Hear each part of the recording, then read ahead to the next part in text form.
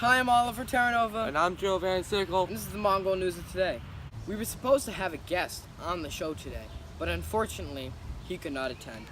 His name was Genghis Khan, and he was the first leader of the Mongol Empire. His real name was Temujin, and his empire became one of the most powerful and largest empires in all of history. He came to be so powerful by uniting many nomadic tribes of the Northeast. He used all of these tribes to further invade and conquer other larger countries, which would help expand his own power. Excuse me, Oliver. We are now going to go to Joe with the weather. Joe? Thank you, Oliver. As you can see, the main Mongol tribe is now in West Mongolia. They're going to move eastward to the East Mongolia and then south into China to invade them. Thank you, Joe. Now come please join me once again in the studio. As he has stated, the main Mongol group is traveling towards East Mongolia and then will further move south into China. Since we have no reporters in China right now as we are in Mongolia, we will need to select a reporter to move to China. Fine. Thank you, Joe.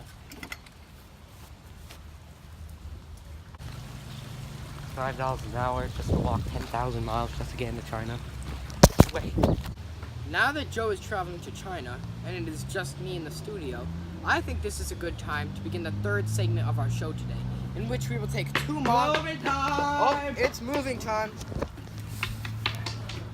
This will happen every so often in these tribes, because they are a nomadic tribe. And nomadic means that they will settle in a place or a location for a short period of time before moving to another location.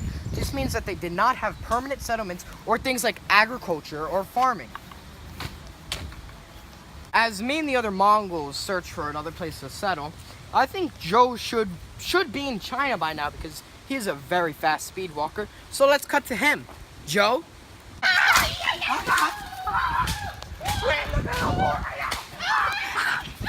I'm in the middle of Mongol warfare right now.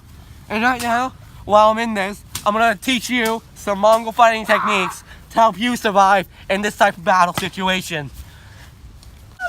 Roll the clip! Oh, hi. I'm Oliver Terranova. I'm here today to teach you some of the Mongol fighting tactics used in battle. The first thing you should know about these Mongol fighting tactics is that the Mongolians were master horsemen.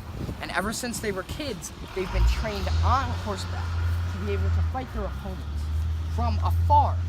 See, this gave them the upper hand because as these people are in the center with swords and spears, these Mongolians were able to travel around them with their horses.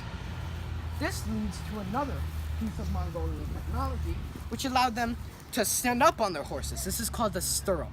It was this piece of metal that went around their foot and attached to the saddle of the horse. With this, they could stand up on the horse and use their bow and arrows on the horse. This also made them very accurate with their bow and arrows, which meant not only could they be circling their opponents as they're trying to stab them, but they could kill their opponents from afar, as opposed to the people in the middle trying to stab them. Hi, I'm Joe Van Sickle. I'm a Mongol fighting expert. And today, I'm going to teach you how Mongols use catapults and what they use the catapults for. Now, the Mongols use catapults and load them with deceased members of their tribe or victims with the plague. And they launch them over walls of towns, cities, or normal tribes. And they use them to easily kill all the people that are in it without using force or weaponry. And with this, they can easily enter the town and conquer it without no fight. Thank you for going on this informative journey with us on the Mongol fighting techniques. I hope you have learned a lot. I also hope you have a wonderful day. And you should probably take these into battle because they worked for the Mongols and these techniques could also work for you. Whew. Alright, now since the war is over, I can now talk about where I am. I'm in China, and China is one of the few parts of this big empire, the Mongol Empire. And some of the other pawns of this empire are India, Russia, east of Europe, and parts of the Middle East. These territories need some sort of code. And that code is Pax Mongolia. And Pax Mongolia means Mongol peace. Now, Oliver, I hear that you're on the Silk Road. Is that true? That is correct, Joe. I am on the Silk Roads. I am reporting live here. Now, these Silk Roads, I just have a paper on it. They're a famous trade route in which the Mongols protected and they allowed it to prosper. Follow me.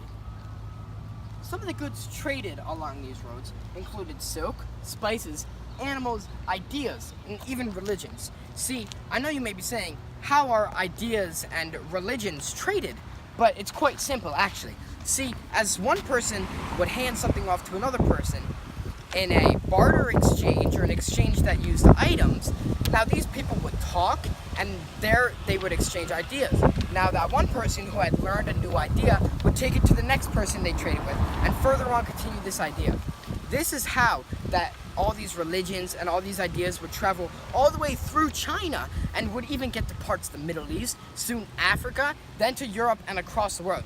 So these Silk Roads are a very important part to not only China, but the whole world. I think it's now time to close off this segment, and I will meet you all back in the studio. Joseph? Oliver? Thank you for tuning in today for the Mongol Daily News. Let's just recap on what we learned and saw today. We learned that the Mongols are a nomadic tribe, and therefore they move around a lot and never have permanent settlements. And we also learned the different types of Mongol fighting techniques and how effective they were. After that, we learned about the vast Mongol Empire and those very important Silk Roads.